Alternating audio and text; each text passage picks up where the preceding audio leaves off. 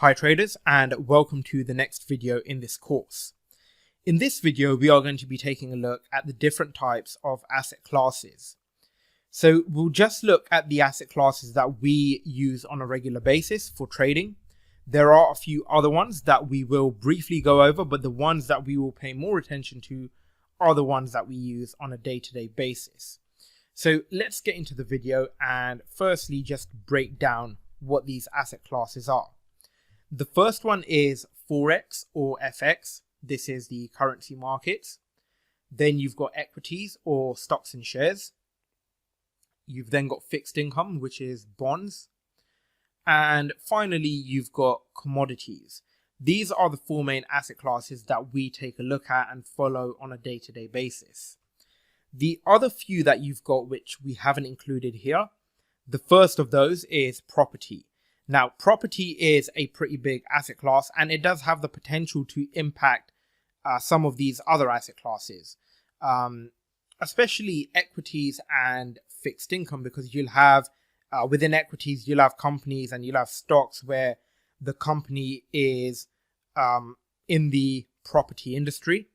And fixed income, you've got those companies, they could be issuing bonds, or you could have mortgage-backed securities. So the property markets can definitely play a role, but considering that we are macro traders, we don't pay that much attention to property every single day.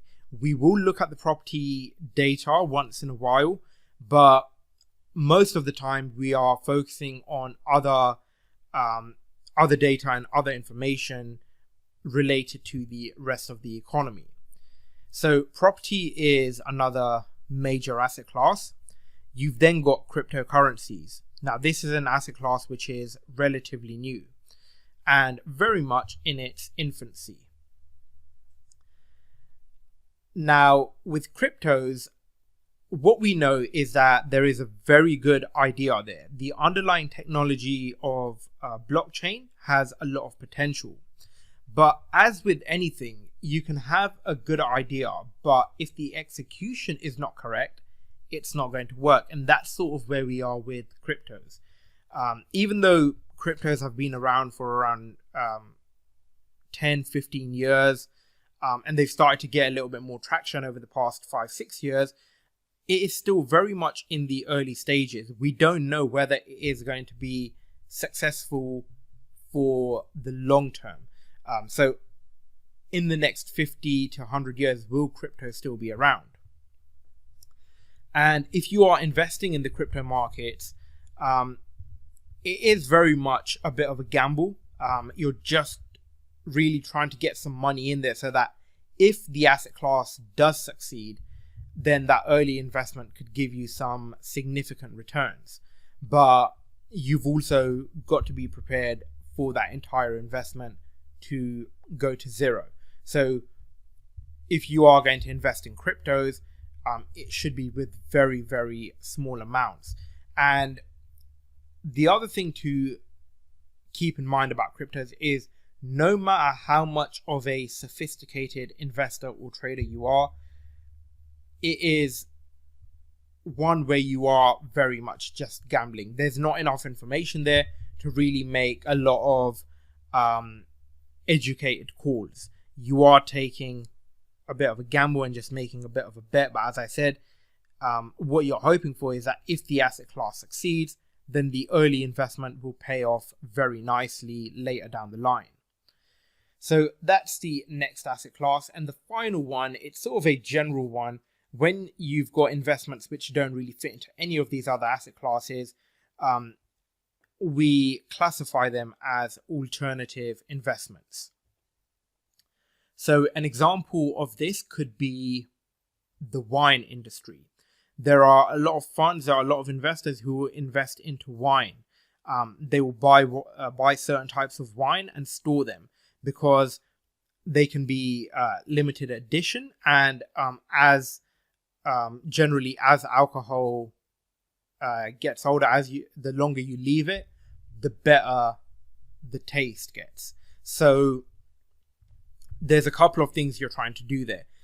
You're trying to just store it for as long as possible, but also if it's limited edition, then it's going to that's going to help to increase its value or demand later down the line. But again, you're taking a bit of a bet because there are a lot of limited edition drinks that are released. You've got to figure out which ones are actually worth buying and storing and which ones don't really matter too much. So that's just one example of an alternative investment. But within that category, anything that you are buying with the purpose of trying to make a capital gain from it in the future, that can all be classified as alternative investments. So these are the main asset classes we have, and now let's break down these four in a little bit more detail. So Forex is the largest financial market in the world. This is where currency exchange and currency trading takes place. So when you're going on holiday and you go to your local store to exchange your currency, you are transacting in the FX or the Forex markets. And this is the market that we tend to trade most in. And there's a couple of reasons for that. One, we are macro traders, so FX provides us with the best way to get exposure to macro ideas. But also, the Forex markets in general are highly liquid as long as you are looking at the major currencies. So this would be the G10 countries and their currencies, and even some emerging market currencies such as the Brazilian real, South African rand, the Mexican peso. These are all fairly highly liquid as well, so we do trade those from time to time. But the high liquidity and volume is very attractive for us as traders because it's easy to make transactions in that market. And even later down the line, if you have aspirations to manage money or manage a fund or a large amount of capital, then because of the high liquidity, you won't have to change your strategy. Whereas if you are trading in the equity markets and let's say you're trading individual stocks, now you could be doing very well. But let's say you're trading on a short time frame, you're just getting in and out every couple of hours. Now you could be doing very well with that, but if you then all of a sudden have $10 million under management, you're going to have to change your strategy because there are some restrictions in the equity markets because the volume is not as high. So if you make a large trade, especially in stocks where the volume is low, then you could end up moving that market. So that's not great for you, and it's not great for other people investing in those markets. Whereas with Forex, because of the high liquidity, that's very unlikely to happen. We do see it once in a while, but it is pretty unlikely, and you certainly won't see the type of volatility that we get in certain stocks. And the other advantage of that high liquidity and volume is it's harder to manipulate. Now, we know that with the stock markets, it is illegal to trade on insider information. However, in FX, there's no such rule. If you have insider information, you are free to trade on that. And the reason why is because the high liquidity and the volume in the FX markets means that even if you open up a large position, it's going to take a lot for you to move the markets. Now, again, once in a while, we do see this going on, but you may have read this in the news. You'll see some major investment banks getting fined for manipulating the FX markets. But when they do that, it's not them doing it by themselves. It's usually in combination with another one or two banks. And that's because even investment banks on their own don't have enough money to move the FX markets. So it's very much providing a level playing field for all traders, whether you're a retail trader or an institutional trader. And the other benefit of the FX markets is it operates 24 hours a day, 5 days a week. It's only closed on the weekends, but during the weekdays, from 5 p.m. New York time on a Sunday to 5 p.m. New York time on a Friday, the FX markets are open. So no matter where you are in the world, it's an ideal asset class to be trading. So that's the first asset class that we have. The next one then is equities. So equities, we've previously gone through this in another video, but with equities, this allows an investor to own a part of a company. So with equities, you basically give some money to the company, and in return, they give you some ownership of that company, and usually you get some voting rights in that company as well. Now, there are shares where you forfeit those voting rights, but then there could be other benefits, such as you get paid dividends first before investors who hold sort of ordinary shares or the standard types of shares for that company. But generally, having equity in a company means that you have voting rights and you have some ownership. It's a very good way for companies to raise capital, especially as they get bigger and as they require more funding. Tapping into the equity markets rather than in the bond market is more beneficial. And the reason for that is because you're going to get a lot more capital in equities. And that's because of the requirements to go and list publicly on a stock exchange. Now, if you are a company that is publicly listed like Apple, Google, Microsoft, all of those big names, then you've got certain requirements, like you've got to report your earnings once per quarter. Whereas if you are a private company, you've only got to submit your tax returns once a year. And that's when any investors or anyone who's given you a loan will really find out about how the company is doing. Whereas with a publicly listed company, you're providing that information once a quarter. So it's much more transparent. Investors have a lot more confidence putting their money in. And you're going to get a lot more information.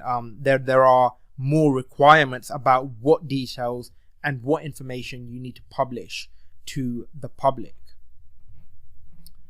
And investors can be more specific about their investments. That's the other benefit of the stock markets or equities compared to maybe some of the other investments you have. Because let's say you wanted to get some exposure in green energy, then you can go and you can pick companies which are specifically focusing on green energy and invest in them. If you wanted to invest in companies which are in the energy business, then there are companies where you can invest in to get exposure just to that industry. And this is quite beneficial because of how the economic cycle works. When you're getting an economic expansion, there are some companies which will do better than others, or certain industries and sectors which will do better than others. And when you've got a downturn in the economy, there are other sectors and other industries that are going to do better. So it allows investors to sort of pick and choose exactly where they want their money to be and what they are investing into. So that is the equity markets. Then we have fixed income. So this is where investors are providing a loan to a government or a company. And in return, they are going to get a fixed amount of interest. And then at the end of the duration of that bond, so when the bond matures, they will get their initial capital back as well. In simple terms, that's how it works. In reality, it's a little bit more complicated, because if you issue a bond right now, you might say, okay, $100 per bond and you get paid 2% interest. So people who buy it right now, they're going to get that agreement. But sometimes there'll be some of these investors who want to sell their bonds early, and there'll be other investors who want to come and buy those bonds, who haven't bought them right at the beginning. And the bond price will fluctuate. So rather than paying $100, you might find that you're paying $105. And you're still getting that 2% interest, but that 2% interest is on the $100, not the $105. And if you hold that bond to maturity, the capital that's going to be returned is going to be $100 rather than the $105. So these are things which we'll cover a little bit more in the future sections of this course. But if we're looking at it from a very simple point of view, then investors are providing a loan to the government and they're getting some fixed amount of interest. And at the point of maturity, the company or the government will pay the investor their capital back as well. Now, like equities, this is another capital raising option. It's a way for governments or companies to raise money and to get some loans. And it can be a much lower risk investment than equities, because whereas with equities, you are getting some ownership of the company, with fixed income, you're getting that fixed amount of interest. Your risk there is if the company goes bankrupt, in which case they can't make that payment. But even then, you are more protected than the shareholders of that company, because if a company was to go bankrupt, the loan holders or the bond holders are the priority. They've got to get their money back first before the shareholders can get their money back. Remember, as a shareholder, you're an owner of the company. So the loan holders need to get their money back first before the owners can get anything. And the chances are that if a company goes bankrupt, the shareholders won't get anything, because by the time you get to that stage, all the money will have been distributed to the bondholders and anyone else, the banks or anyone else who has loaned money to that company. And finally, we've got the commodities market. So this is the market that focuses on the primary sector. So we're talking about things like oil, gold, copper, agriculture like coffee and wheat. We call this the primary sector because this is where you have the raw materials and they get used to produce other goods and services later down the line. So for example, we'll use copper in wiring and in technology. So you'll take the copper and then the company that buys it will go and make whatever it is they're making, maybe some sort of electronic device, and they'll use the copper in there. So that would be the secondary sector. Now, commodities, the way they trade, you can buy some of them in the spot market. So something like gold, for example, you can go to shops and buy gold from them. But generally, commodities are going to be traded through the derivatives markets. And a lot of the time, they are on a cash basis. And the reason for that is because a lot of people trading them don't actually want the commodity. They are either speculating or they are taking out that contract for hedging purposes or to lock in a price, but they are not trying to actually get the physical commodity. With that being said, there are specific contracts where if you buy it or sell it, then you are expected to take delivery of or give delivery of the physical commodity that is in the underlying contract. So this could be oil, this could be wheat, this could be coffee, anything, any sort of commodity which is written into that contract. And commodities provide a good diversification option. Typically, investors will look at bonds and equities, but commodities can be a good way to diversify your portfolio, because even when you have an economic downturn, a lot of the commodities are still going to be required. They are still going to be necessary. Now the demand might drop, but something like oil, you need it for energy. So it's still vital to have oil. You're going to need wheat because you need food. So during a downturn, it can be a good place for investors to keep their money, which is why it's another popular market and one that we do pay some attention to. So these are the four main asset classes that we have, and this brings us to the end of this video, and this is also the last video in this section. Now in the future sections we will go into some of these asset classes in more detail, but before we do that, we firstly need to understand how to analyze the markets from a fundamental perspective, which is going to be the next part and the next section of this course. So thank you for watching, and see you in the next video.